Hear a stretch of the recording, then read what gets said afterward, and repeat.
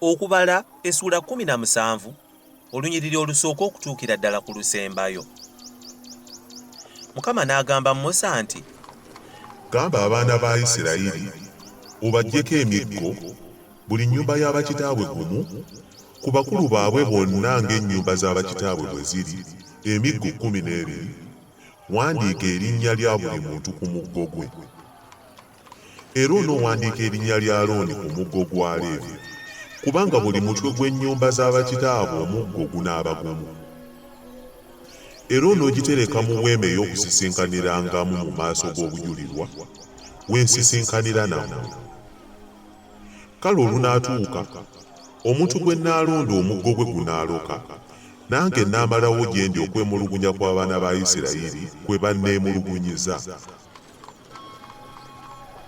Musa n'agamba abaana ba Isirayiri abakulu baabwe bonna ne bamuwa emiggo, buli mukulu gumu ng'ennyumba z'abakitaabwe bwe ziri, gy'emiggo 12, n'omuggo gwa Alooni gwali mu miggo gyabwe. Musa n'atereka emiggo mu maaso ga Mukama mu weema ey'obujulirwa. Awo olwatuuka enkya Musa n'ayingira mu weema ey'obujulirwa, era laba, omuggo gwa Alooni ogw'omu nnyumba ya Leevi nga gumeze ne guloka, ne gusansula ne gubala amaloozi amengevu.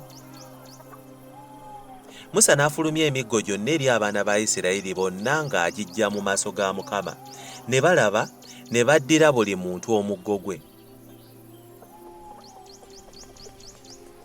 Mukama n'agamba Musa nti, zzaayo omuggo gwa Alooni mu maaso g'obujulirwa, okukuumibwanga okuba akabonero eri abaana ab'obujeemu. Omalewo okwemulugunya kwabwe ku nze, baleme okufa. Musa bwe yakola bw'atyo nga Mukama bwe yamulagira bwe yakola.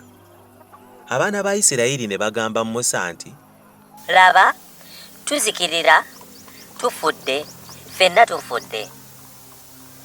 Buli anaasemberanga ku nnyumba ya Mukama anaafanga, ffenna tulizikirira.